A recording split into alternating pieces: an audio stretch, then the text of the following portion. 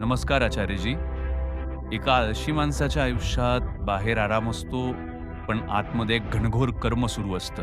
अशा परिस्थितीत माणूस अनेकदा धीर सोडून देतो आणि बहुतेक लोक जो विचार करतात तो फक्त हाच असतो की अरे रे माझं काय होईल. मनाने काय धरून ठेवलंय? मन कोणत्या गोष्टीला घाबरतंय?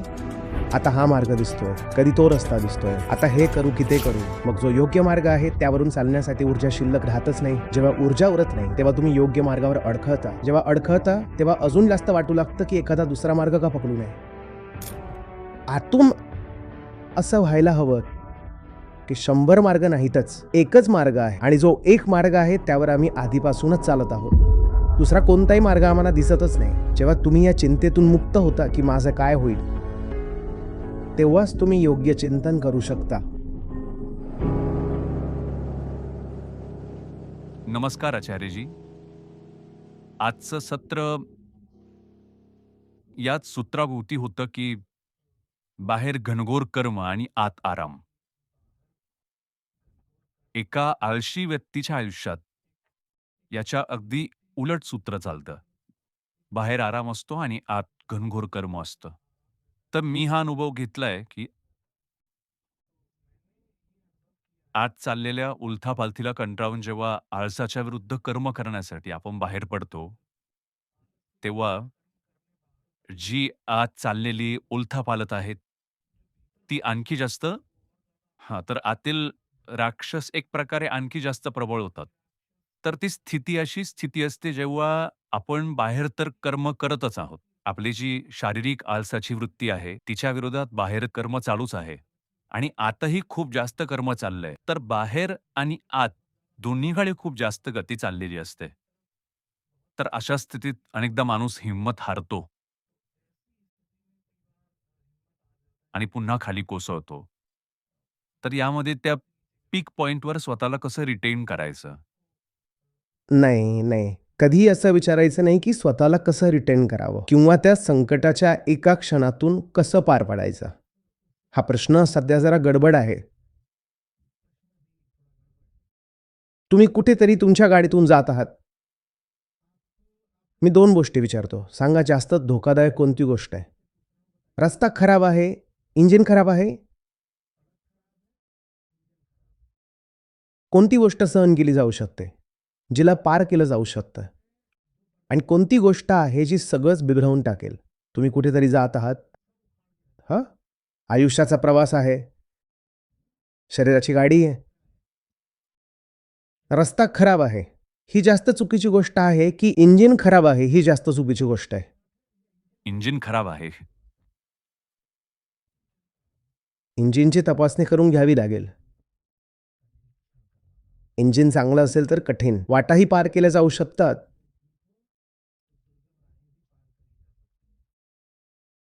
आपण काय करतो की इंजिन खराब असलं तर इंजिनच्या सोयीचा रस्ता शोधू लागतो. आणि इंजिनच्या सोयीचा रस्ता कुठे घेऊन चाललाय याचा काहीच पत्ता नसतो. आपल्या सगळ्या इच्छा कुठून येतात? आपल्या अपूर्णतेतून. अपूर्णता म्हणजे खराबी. तर तुम्ही कुठे चालला आहात हे कोणती गोष्ट ठरवते? तुमच्या इंजिनची खराब स्थिती. इंजिन खराब होतं म्हणूनच आपण अमका रस्ता निवडला. हा कोणता तर्क झाला? हा कोणता तर्क आहे? इंजिन ठीक करा ना. आणि त्याची पद्धत आज आपण खूप सविस्तर पाहिली. काय? आत्मनिरीक्षण. मी काहीतरी बोलतोय. मी का बोलतोय? मी चाललोय, मी जातोय, मी काहीतरी अनुभवतोय. मला एखादी भावना येते, एखादा विचार येतोय, एखादी इच्छा आहे. हे मी काय करतोय? हा टेबल समजा माझ्या आयुष्याचं क्षेत्र आहे. यामध्ये सगळं काय आहे? काही कारण? हा टेबल साफ का नाही होऊ शकत?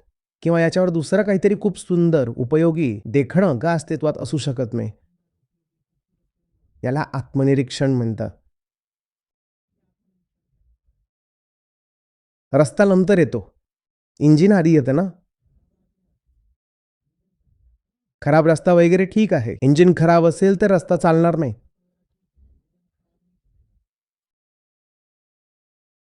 नाही का येत लक्षात? इंजिन या शब्दाचा व्यावहारिक पातळीवर काय अर्थ आहे? इंजिन म्हणजे काय? मन. मन. अच्छा. हां. मन काय पकडून बसलं आहे? मन कोणत्या गोष्टीला घाबरतं? मनाने काय मान्यता बाळगली आहे? मनाने कोणत्या गोष्टीला अगदी सत्यासारखं स्थान देऊन ठेवलंय, की ही गोष्ट तर बदलूच शकत नाही.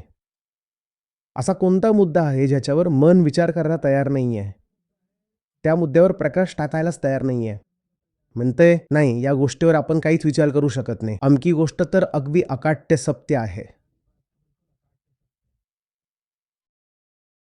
त्या गोष्टींना पिन पॉइंट करायचं आहे, ज्यांच्यावर मन अजिबात जाऊ इच्छित नाही. फक्त त्या गोष्टींना नाही, पिनपॉइंट कसं करणार तुम्ही? त्यासाठी आधी माहिती असायला हवं ना, की पिन कुठे ठेवायची आहे. तितकं माहीत असतं तर मग सगळं ठीकच झालं असतं. आयुष्यात जे काही चाललंय त्याचं सतत निरीक्षण करायचं असतं. पिन पॉइंटेड निरीक्षण करायचं नसतं. फुल बॉडी स्कॅन पाहिजे. जेव्हा माहितीच नाहीये, की आजारपण काय आहे आणि कुठून येतोय, तर तुम्ही फक्त आपल्या नाकाची स्कॅनिंग कशी काय करताय? इडिओपॅथी काय असते माहिती आहे का? जिथं आजार तर आहे, पण हे माहिती नाहीये, की तो आजार काय आहे आणि कुठून येतोय. सिम्प्टम्स आहेत, लक्षणं आहेत, पण आजाराचा आकार, प्रकार आणि मूळ सापडत नाहीये. मग काय करतात? मग जितक्या प्रकारच्या टेस्ट असू शकतात, त्या सगळ्या केल्या जातात. तर सतत अवलोकन असं असतं. ते अखंड चालत राहावं. स्वतःला पाहत राहा. पाहत राहा काय चाललंय, काय करताय, काय बोलताय, स्वतःला कुठे ढकलताय, कोणत्या गोष्टींमध्ये इन्व्हेस्ट होताय, कोणत्या गोष्टीला अगदी घाबरून पळून जाताय.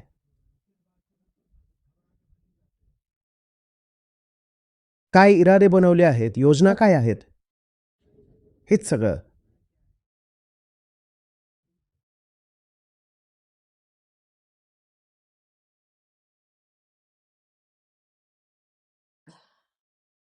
धन्यवाद आचार्यजी. आचार्यजी, आज ज्या संपूर्ण श्लोकावर चर्चा झाली, त्यात ही गोष्ट होती, की आत कर्म चालत राहावं, पण आता आराम असावा. तर आपल्यात एक उत्सुकता निर्माण होते या गोष्टीची हुबेहूब नक्कल करण्याची. तुम्ही अनेकदा चेतवलंय, की बुद्ध पुरुषांची, संतांची, त्यांच्या आचरणांची आंधळी नक्कल करायची नाहीये. पण ही वृत्ती असते, की अरे काहीतरी समजलंय तर आता आम्ही तसंच करणार. उदाहरणार्थ, उद्या जर मला कोणी काही बोललं, तर मी जर ही गोष्ट चांगल्या प्रकारे समजून घेतली नाही, तर असं होईल, की आत मला राग येत असेल, पण मी बाहेर असं दाखवीन, की काहीच झालं नाहीये. तर ती नक्कल करायची नाहीये, ती आंधळी नक्कल नाही करायची आहे. तर मग यात माझा प्रश्न असा आहे, की जे आतलं आणि बाहेरचं डिव्हिजन आहे, त्यात मला असं वाटतं, की जे 2 भाग आहेत एक प्रकारे, त्यांच्यामध्ये एका टॉर्शनल स्प्रिंगसारखं काहीतरी आहे, की त्यांच्यात थोडं स्वातंत्र्य आहे, की जर बाहेरचा भाग थोडा हलतो किंवा काही होतं, तर आतला भाग प्रभावित होत नाही. पण एक मर्यादा, जी प्रत्येकाची वेगवेगळी असते, एका मर्यादेपेक्षा जास्त जर बाहेर काही झालं, तर मग ते एका फिक्स जॉईंटसारखं चालतं. दोन्ही एकाच वेळी प्रभावित होतात. तर यांना एक प्रकारे डिकपल कसं केलं जावं? मी विधी विचारत नाही. विधी तर तुम्ही सांगितली आहे, की प्रक्रियेला प्रक्रियेसारखं पाहायचंय. ही गोष्ट तुम्ही सांगितली आणि गुणांबद्दल सांगितलं, की गुणच गुणांशी वर्तत आहेत ती गोष्ट आणि कृष्णमूर्ती साहेबांची गोष्ट, की टेक नथिंग पर्सनल तर ती गोष्ट. तर मग इथं प्रश्न आहे, की ही गोष्ट एक बायनरी तर असू शकत नाही, की आपण अचानक क्वांटम जंप घेऊन आता असे आहोत, की दोन्ही जोडलेले आहेत आणि अचानक मुक्त झालो. आणि दोन्ही कंप्लिटली डिकपल झाले आत आणि बाहेर. तर क्वांटम जंपवाली स्थिती तर नसते. आपल्याला तर साधना, अभ्यास करावा लागतो. तर म्हणजे तिथं काय केलं जावं? आपल्या बाजूने एक साधक म्हणून आपल्या एंडवरून काय? तेच तर तुम्ही म्हणालात, की विधी मी सांगून दिली आहे. मग काय विचारायचंय? तर तेच म्हणजे त्याच विधींवर चालायचं आहे, की मग तर मी विधी यासाठी सांगितली आहे का, की तिच्यावर चालायचं नाहीये? नाही, नाही म्हणजे त्यांचं तर पालन करायचं आहे. पण प्रश्न हाच होता, की याला कसं? प्रश्न खूप जास्त स्पष्ट नाहीये, पण स्थिती अशी आहे, की याला आणखी कसं ही गोष्ट सखोलपणे आणखी गहन होत जावी, समज सखोल व्हावी. आत्मनिरीक्षणाचा अर्थ असतो आपली मान्यता पाहणं. तुमची मान्यता ही आहे, की जी विधीतही सांगितली गेली आहे, ती उपयोगी तर नसेलच. पालन नाही करणार, सामान्यतः ही अडचण असते. उपयोगितेची ही गोष्ट नंतर पालन येते. न करणं हे सगळं तर मग आपल्या प्रामाणिकपणाची गोष्ट आहे आणि प्रामाणिकपणाची कोणतीही विधी नसते. ही तर आपल्या प्रामाणिकपणाची गोष्ट आहे ना. कंप्लीट डिकपलिंग किंवा बायनरीसारखी कोणतीही गोष्ट ती असेल एखादी अंतिम स्थिती. तुम्ही एका मर्यादेबद्दल बोलतात, की एका मर्यादेपर्यंत तर असं होऊ शकतं, की बाहेरचं संकट आतलं संकट बनू नये. नंतर ते तसं होत नाही. मग ते दोन्ही आपसात जॉइंट होऊन चालू लागतात. एक मर्यादा म्हणालात ना, तर त्याच मर्यादेला पुढं न्यायचं असतं. ती मर्यादा अनंतापर्यंत पुढे जाऊ शकते. काही अंशी सगळ्यांचं असं असतं, की बाहेरच्या ज्या गोष्टी आहेत, त्या आत लगेच प्रभाव टाकत नाहीत. पण सामान्य माणसाची ती मर्यादा खूप लवकर येऊन जाते. ज्ञानी माणसाची ती मर्यादा पुढे वाढत जाते आणि शक्यता आहे, की अनंतापर्यंत जाईल. विधी मात्र एकच आहे, आत्मनिरीक्षण. आत्मनिरीक्षण. भाऊ, बाहेर जे काही होतंय, त्याने आत जर काही बदललं, तर बदलून काय होणार आहे? काही पर्याय तर असायला हवा ना. बाहेर काही झालं, त्याने तुम्ही म्हणताय, की आतही बदल व्हायला हवा. बाहेर हालचाल झाली, गडबड झाली, उद्रेक झाला, काहीतरी झालं बाहेर. त्याने आतही काहीतरी बदललं व्हायला हवा. एखादी गोष्ट बदलू शकावी यासाठी तिच्याकडे पर्याय तर असायला हवा ना, की बदलून ती दुसरी कोणती गोष्ट बनवू शकेल. जेव्हा दुसरी गोष्ट बनण्याची काही शक्यताच नाहीये, तर बदलून जाणार कुठे? काय करणार? काही नाही आणि होऊच शकत नाही. कोणताही प्लॅन बी नाहीये भाऊ. तर चांगलं आहे, वाईट आहे, जे आहे, जसं आहे, हेच आहे. तर आत मग विचार करण्यासाठी कोणतीही जागा उरत नाही. जेव्हा अहमची जी मूळ स्थिती आहे, त्याच्यावर विचारांची गरज उरत नाही. तेव्हा विचार आपलं उपयोगी काम करू शकतो. नाहीतर मग विचार याच गोष्टीत लागलेला असतो, की "अरे, अरे, अरे, माझं काय होईल?" बहुतेक लोक जो विचार करतात, तो फक्त हाच असतो. "अरे, अरे, अरे, माझं काय होईल?" जेव्हा तुम्ही या शंकेपासून, या त्रासापासून, या चिंतेपासून मुक्त होता, की माझं काय होईल? तुम्ही म्हणता, "माझं जे व्हायचंय ते झालं." जेव्हा तुम्ही या चिंतेपासून मुक्त होता, की माझं काय होईल? तेव्हा तुम्ही योग्य चिंतन करू शकता. आता विचार आपलं योग्य काम करू शकतो. नाहीतर आपला विचार काही विचार असतो का? आपल्या विचारात तर एकच रडगाणं सुरू असतं. आता मी काय खाऊ? मी काय घालू? आता माझं काय होईल? उद्या संकट आलं तर मी वाचेन की नाही वाचणार? कुठे काही नुकसान तर होणार नाही ना? कुठून तरी ₹4 जास्त कसे लाटून आणू? हेच चालत राहतं. हा काही विचार आहे?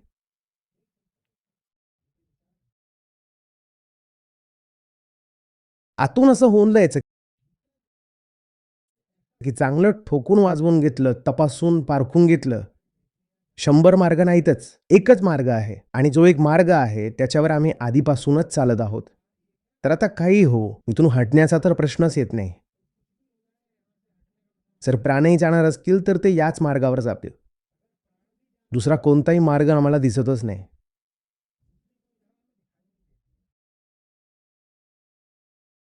समजते का गोष्ट? ही जी दुसऱ्यापासून मुक्ती आहे, आज आपण अनेक वेळा बोललो, याच्यापेक्षा मोठा दिलासा आयुष्यात दुसरा नसतो. दुसरा मार्ग आता आम्हाला दिसतच नाही. दुसरा मार्ग दिसतो ना, तेव्हा सगळी ऊर्जा एकदम विभागली जाते. आतली सगळी ऊर्जा तर 50 मार्गांनाच मोजण्यात आणि पारखण्यात निघून जाते. आता हा मार्ग दिसतोय, आता तो रस्ता दिसतोय, आता हे करू की ते करू. मग जो योग्य मार्ग आहे त्याच्यावर चालण्यासाठी ऊर्जा उरतच नाही. जेव्हा उरत नाही, तेव्हा योग्य मार्गावर तुम्ही अडखळता. जेव्हा अडखळता, तेव्हा आणखी जास्त वाटतं की कोणता दुसरा मार्ग का पकडू नये. जेवढा दुसऱ्या मार्गाचा विचार करता, तेवढं आणखी जास्त अडखळतास. योग्य मार्गावरही जर यशस्वीपणे पुढे जायचं असेल तर हे गरजेचं आहे की दुसरे मार्ग दिसणं बंद व्हावं. दुसरे मार्ग दिसतील तर मन विभाजित होईल. मन विभाजित झालं तर अडखणार.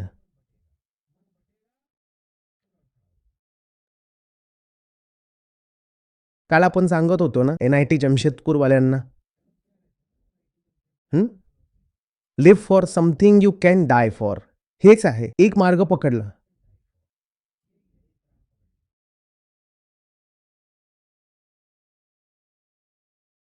आता दुसरा कोणताही हिशोब नाही. याच गोष्टीला आपण एका दिवशी म्हटलं होतं की हीच तबीरांची सती असते. वास्तवतः पतिव्रता असणं याला म्हणतात. एक पती पकडला, आता दुसऱ्याचा काही प्रश्नच निर्माण होत नाही. पती म्हणजे तो नाही की एक पुरुष म्हणजे नर. पती म्हणजे एक एक स्वामी, एक मालक पकडला. आता 50 मालक थोडीच करणार. झालं आता. दुसरा कोणताही मार्ग दिसत नाही. परगमन थोडीच करणार.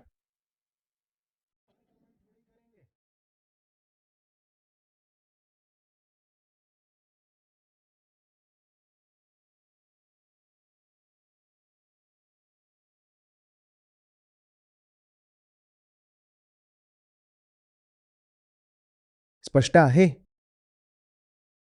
हो स्पष्ट आहे? आचार्यजी. अगदी 1-2 दिवसांपूर्वी मी मधुशाला वाचत होतो. तर त्यातही ही ओळ येते, "एक पकड तू राह चलाचल पा जाएगा मधुशाला." नाही. मधुशालीचा उल्लेख नाही झाला पाहिजे.